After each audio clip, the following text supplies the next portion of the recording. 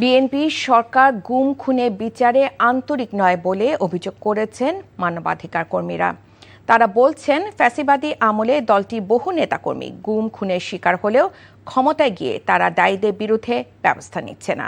রাজধানী ঢাকায় human rights support society HRSS আয়োজিত মানবাধিকার সম্মেলনে বক্তারা বলেন, বিচারহীনতার সংস্কৃতি তৈরি হলে আওয়ামী লীগের মতো দেশ আবারও ফ্যাসিবাদী রাষ্ট্রে পরিণত হবে।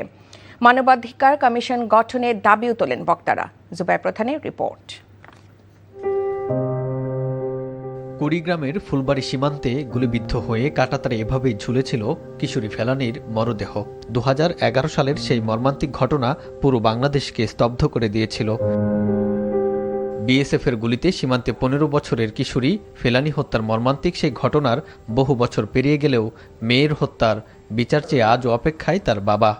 যেটা আমি 15টা বছর কাঁদতেছে, যেরকম আরো মা বাবা তো কাঁদতেছে, এই জন্য আমি সীমান্ত হত্যাকে বন্ধ, তারপরে ভারতের সাথে আলোচনা, এছাড়া কোনো আলোচনা চলবে না।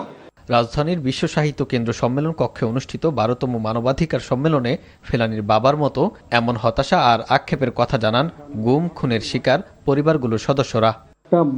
একটা মানুষকে এইভাবে নির্যাতন করতে পারে না, যেভাবে ওখানে 6-7 জন পুলিশ সদস্য আমাদের উপর নির্যাতন করেছে। সম্মেলনে অংশ নেন মানবাধিকার কর্মী, আইনজীবী সহ সুশীল সমাজের প্রতিনিধিরা। জুলাই গণ অভ্যুত্থানে চরম মানবাধিকার লঙ্ঘনের ঘটনা ঘটেছে উল্লেখ করে গণহত্যার বিচার ও শক্তিশালী মানবাধিকার কমিশন গঠনের দাবি জানান তারা।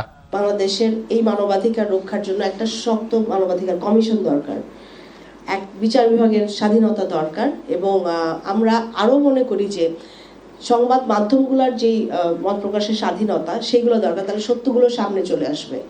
রাজনৈতিক দল যখন নিপীড়নের শিকার হয় আর যখন তারা ক্ষমতায় বসেন, ওই সময়কার কোনো অপরাধ নিয়ে তারা সোচ্চার হতে চান না।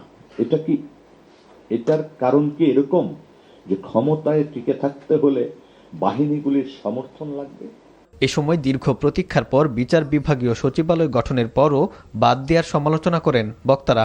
সিস্টেমেটিক চেঞ্জ যদি করা না যায়, অনলি বিকজ সেমিনার সিম্পোজিয়াম, সরকার আসবে সরকার যাবে, এ দিয়া বাংলাদেশের জাস্টিস ডেলিভারি সিস্টেম কোনো দিন কারো পক্ষে আপডেট করা সম্ভব না। মানবাধিকার লঙ্ঘনের মূল কাজগুলো যারা করেছে সব কিছুকে কিন্তু আইডেন্টিফাই করা সম্ভব হয়েছে। এখন সেই বিচারটা যদি বন্ধ হয়ে যায়, এর চেয়ে বড় দুর্ভাগ্য একটা জাতির জীবনে আর কিছু হতে পারে না।